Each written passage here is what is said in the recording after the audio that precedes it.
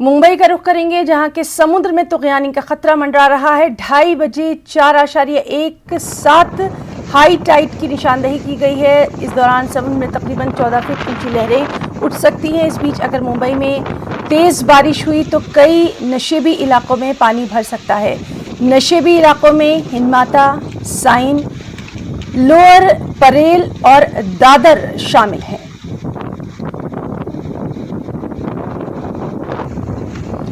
इस सब के बीच वज़ीर दाखिला अमित शाह और महाराष्ट्र के वज़ीर आला उद्धव ठाकरे की एक अहम मीटिंग हुई है। वीडियो कॉन्फ्रेंसिंग के जरिए दोनों लीडरों में बातचीत हुई है।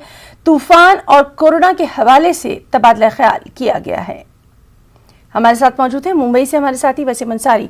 वसीम, बेहद अहम खबर, वज़ीर दाखिला अमित शाह और महाराष्ट्र के वज़ीर आला उद्धव ठाकरे की एक अहम मीटिंग हुई है। क्या कुछ इस मीटिंग के हवाले से तफसीलात?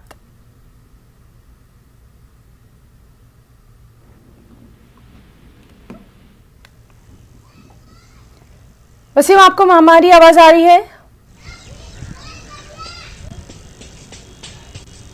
तो नाज़रीन, हम बात करने की कोशिश कर रहे हैं। हमारे साथ मौजूद है हमारे साथी वसीम अंसारी। हम आपको बताएं कि जिस तरह के वहां पर हालात हैं, चाहे कोरोना के बिगड़ते हुए हालात हों, कल जिस तरह से सबसे ज्यादा अमवात महाराष्ट्र में देखी गई हैं, और इस सब के बीच में अभी तूफान का खतरा भी वहां लगातार मंडरा रहा है। और इन्हीं तमाम चीज़ों के पेश नज़र वज़ीर दाखिला अमित शाह ने खुद महाराष्ट्र के वज़ीर आला उद्धव ठाकरे के साथ अहम मीटिंग की है। उन्होंने तमाम तर चीज़ों का जायजा लिया है। चलिए एक बार फिर से हम रुख करेंगे हमारे साथी वसीम अंसारी का और उन्हीं से तफसीलात जानेंगे।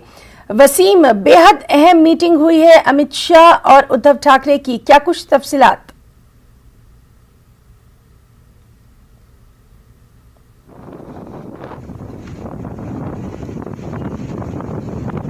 तो नाज़रीन, हम आपको बताएं कि मुंबई के समुद्र में तुगयानी का खतरा है। अब से कुछ ही देर बाद यानी 2:30 बजे 4.17 हाई टाइड यानी जो ऊंची लहरें समुद्र में उठती हैं उसकी पेशेनगोई की गई है। और इसी को देखते हुए वहां पर तमाम जो हिफाजती इक़दाम हैं वो भी उठाए गए हैं। एक बार फिर से बात करने की कोशिश करेंगे हमारे साथी वसीम अंसारी से। वसीम, आपसे जानना चाहेंगे, अमित शाह ने बात की है महाराष्ट्र के वज़ीर आला उद्धव ठाकरे से, क्या कुछ इस मीटिंग में बातचीत हुई, क्या कुछ तबादला ख्याल?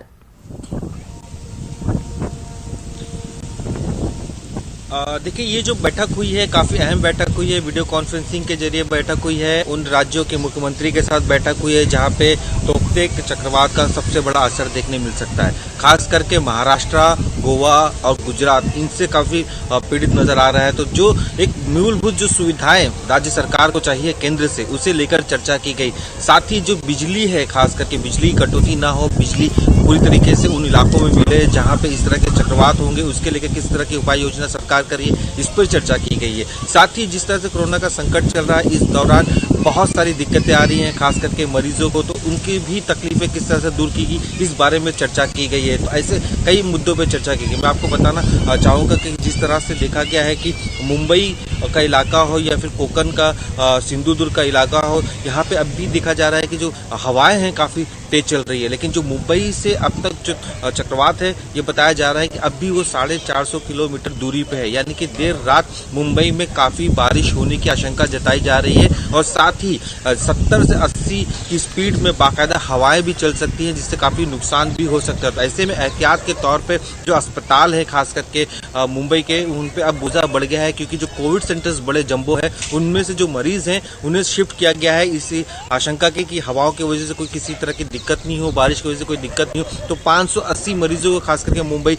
से शिफ्ट किया गया है। साथ ही इस पूरे मामले से निपटने के लिए एनडीआरएफ की पूरी टीम मौजूद है। बाकायदा मुंबई में 3 टीम मौजूद है, गोवा में 1 टीम मौजूद है और 14 स्टैंड बाई अब भी पूना में है। अगर किसी तरह की जरूरत पड़ती है तो वो जा सकते हैं। साथ ही जिस तरह से देखा गया है कि बाकायदा जो समुद्री इलाके हैं, उन इलाकों पे लोगों को अलर्ट रहने के लिए कहा गया है। मछुआरों को 2 दिन पहले ही बाकायदा पाबंदी लगा दी गई है, समुद्र के अंदर ना जाए। जो तटीय इलाके वहां पर रहने वाले जो रहवासी है, उनके लिए सुरक्षित जगहों का इंतजाम किया गया है। और जिस तरह से एनडीआरएफ की टीम मौजूद है, जो नेवी के अधिकारी हैं, वो भी पूरी तरीके से अलर्ट है साफ तौर पे लोगों की मदद करने के लिए। तो अब जो स्थिति साफ तौर पे दिखाई दे रही है, तो रात होते होते मुंबई में तेज बारिश होने की आशंका जताई जा रही है। और वसीम, इस सब के बीच में कोरोना का हाल भी जानना चाहेंगे। पिछले कुछ दिनों से हम देख रहे थे कि हालात थोड़े बेहतर हो रहे थे, लेकिन कल एक बार फिर से कोरोना का कहर दिखाई दिया।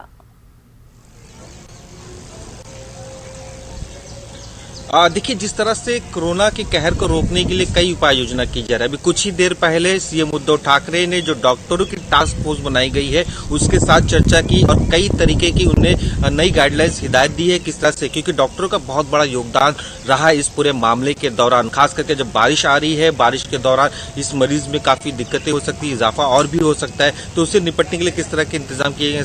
साथ ही जो फैमिली डॉक्टर होते हैं लोगों के, इस पे सबसे ज्यादा जोर देने की कोशिश यहाँ पे की जा रही है, क्योंकि कई ऐसे सिम्टम्स भी साफ तौर पे सामने नजर आ रहे हैं जहां पे देखा जा रहा है कि जो कोविड के पेशेंट हैं उनमें किसी भी तरह के सिम्टम्स देखने नहीं मिल रहा है, इसके बावजूद भी आ रहे हैं। तो लोग जब भी थोड़ा सा ऐसा महसूस करें कि बीमार है तो डॉक्टर के पास जाए, इस तरह की उपाय योजना बनाई जा रही है ताकि जल्द से जल्द पता चले। और जहां तक आंकड़ों की बात करें तो फिलहाल तो ये कहा जा सकता है कि महाराष्ट्र सरकार में जो आंकड़े बढ़ते हुए उसे स्थिर तौर पर देखा गया। मुंबई में हमने देखा था कि 1450 मामले सामने आए हैं, तो 34,000 के करीब पूरे महाराष्ट्र में। तो कोशिश यही की जा रही है किसी भी तरह स्टील किया जाए। लेकिन जो तीसरी लहर की बात अक्सर उठती हुई नजर आ रही है उसे लेकर महाराष्ट्र सरकार पूरी तरीके से अलर्ट है। और ऐसे वक्त में अगर किसी तरह का तूफान आ जाए या फिर बारिश का सीजन आ जाए तो दिक्कतें जी बिल्कुल काफी बढ़ने वसीम, वाली तो है। वहां पर कोरोना के हालात और तूफान से क्या कुछ वहां पर हालात बिगड़ सकते हैं, क्या कुछ इंतजामात है, सभी पर हमारी नजर बनी हुई है। बहुत बहुत शुक्रिया वसीम आपका, बहुत ख्याल रखिए अपना। वहां पर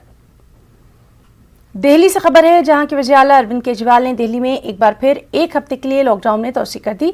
इससे पहले भी लॉकडाउन की मुद्दत में तोसी की गई थी। आपको बताएं कि दिल्ली में इन दिनों कोरोना मामलों में काफी कमी देखी जा रही है और लॉकडाउन के सख्त निफाज की वजह से कोरोना की चेन टूटती हुई नजर आ रही है। आज से मगरिबी बंगाल में मुकम्मल लॉकडाउन है। 30 मई तक मगरिबी बंगाल में मुकम्मल लॉकडाउन रहेगा।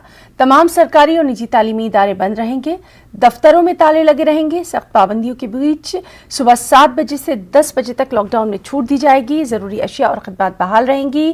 ट्रेन, बस और मेट्रो सर्विस मुअत्तल रहेंगी। चाय बागानों में 50% मजदूरों के साथ काम करने की इजाजत है।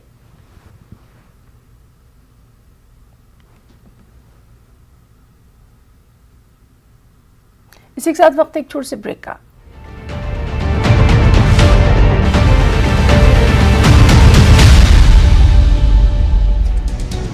B1